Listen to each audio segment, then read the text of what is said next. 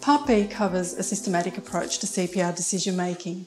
It begins with a medical assessment and a medical decision. It identifies 4 clinical categories, each with its own discussion aim, and it incorporates the individual patient's values and what is important to them.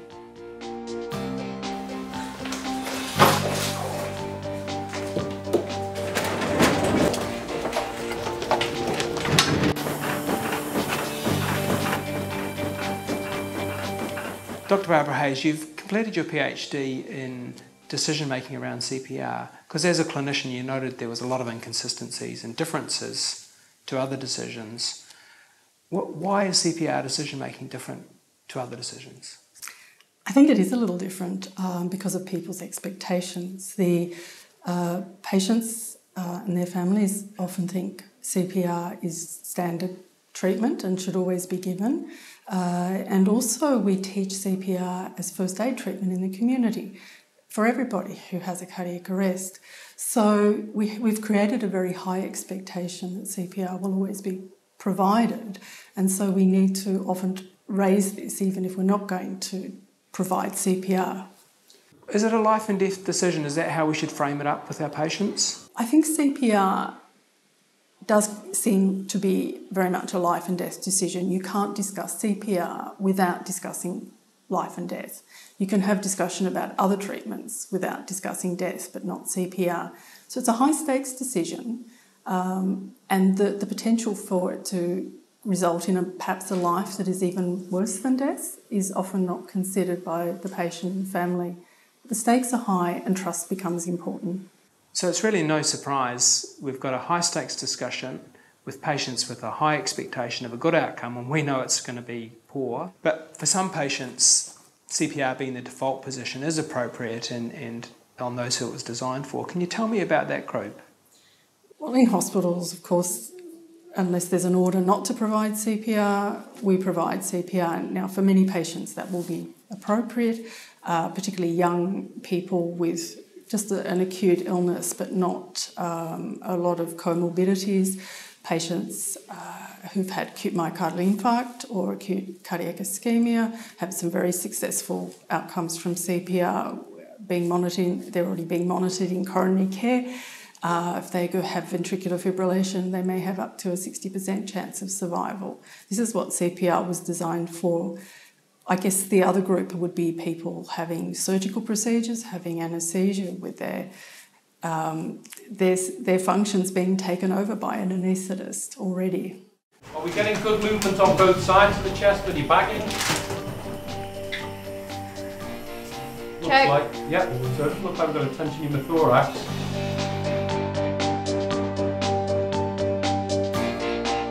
A decision about CPR is embedded in a discussion about your life, your values, your illness, your expectations, and is part of an ongoing conversation. It's not a tick box approach. It's not CPR, no CPR, yes, tick the box. It's actually, who is this person? What is their expectation? Where is their illness going? And what are they hoping for? The first question we need to ask ourselves is, would this patient survive CPR? Because if the patient can't survive CPR, then we should not be offering it because it won't change the outcome. Identifying patients who won't survive CPR, it's not black and white. Most of the research has been about how to do it and the technical aspects, not who to do it on.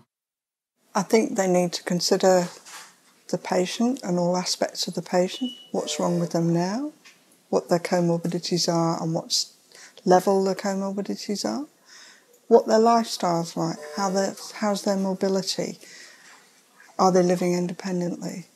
They also need to consider where they think they will be going with CPR and what levels of treatment they're currently on. Would CPR actually add to that treatment level? It can be very difficult to diagnose when somebody is dying. The trajectory can be different for different conditions. And we're often uncertain about where somebody is in that trajectory. To survive and recover from CPR, a person must have adequate physiological reserve. This can be considered in a number of ways. Ask yourself, would I be surprised if this person died within the next 12 months? Does this person have chronic progressive illness? Are general indicators present, including reducing function, unplanned hospital admissions, weight loss, refractory symptoms, or increasing dependency? These indicators can assist in determining where the person is on their illness trajectory. Are they experiencing a short period of evident decline as seen with cancer? Are they deteriorating with reducing function and experiencing frequent exacerbations, such as seen in cardiac and lung disease? Are they deteriorating with brain failure or generalised frailty of multiple body systems with a long and often variable trajectory? Frailty tools and other prognostication tools, such as SPICT, can provide insight and highlight that physiological reserve and the ability to survive and recover from CPR may be lacking. Those scars are all good, and one of the problems is that we still have a little bit of uncertainty on top of it, but the scars themselves are an aide-memoire. They help us remember to look for things and to consider things. Okay, we're getting back towards 2 minutes. Can we please charge the defib again, please? Compressions continue, everyone else away, oxygen away, charging, top, middle, bottom clear, hands off compressions. Okay, that is still asystole. Can you dump the charge? Charged up. And can we continue with CPR?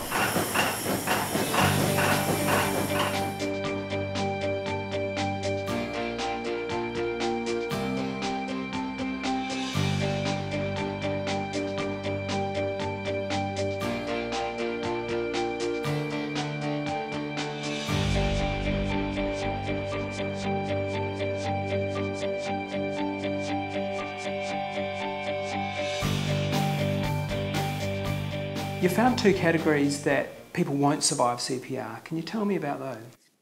I identified 2 categories. One, patients who are actually dying, and the second category are patients who are not dying but are very frail and fragile and we know would not survive CPR.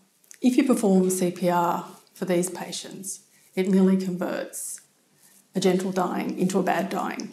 So for those who are dying, it wouldn't seem sensible to be talking about CPR. How should we approach this conversation? I don't think this is a discussion about CPR. I think this is a discussion about dying, explaining what normal dying looks like.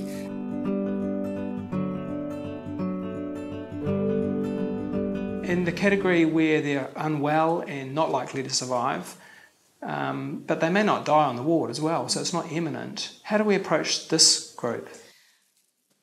This is a discussion about CPR. It's a discussion about how unwell the patient is and making sure that there's an understanding that the patient might have a cardiac arrest because of their unwellness, and if that happened, we wouldn't be providing CPR because it could not be effective. What might seem to the doctor to be a simple and rational and medically responsible decision can be challenging for the family because if things don't work out, they may have lost a loved one, and they will always ask the question about what their role and responsibility is. Okay, Vicky, so I think I've done the 4 H's. What about the 4 T's? So we've done tension in thorax, tamponade, temperature, and thromboembolic. We just check her legs just to see if there's any evidence of any DVT or anything.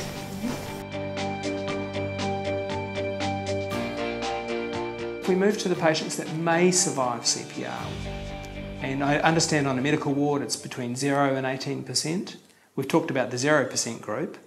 What about those who are quite frail, not that unwell, but we think they're likely to have a pretty poor outcome? How should we approach the discussion with this group? This is a group where CPR may be appropriate, but we would generally be recommending that we don't provide CPR because here the risks of harm and in terms of dying during CPR or having impaired function afterwards start to outweigh any potential benefits. So when you look at the statistics and only 2% would have survival at a reasonable functional level, I guess it's really important to make sure that the goals of the patient have been clarified. Are they prepared to take this risk? Because those odds for many will be unacceptable. That's right. Although some people will have a different way of valuing CPR and may choose to take those risks and say that's okay for them. And the fourth category are the group who, again, they're going to have a fairly poor outcome. Maybe they've got a 5% or 4% chance of surviving the level of function they start with. These patients, I think, it's a discussion like any other high-risk medical treatment, discussing the benefits and burdens of CPR or no CPR in a way that makes sense to the patient's context, not just the statistics, but helps them to understand what those outcomes could be. And we should arrive at a shared understanding of what's going to be best for the patient.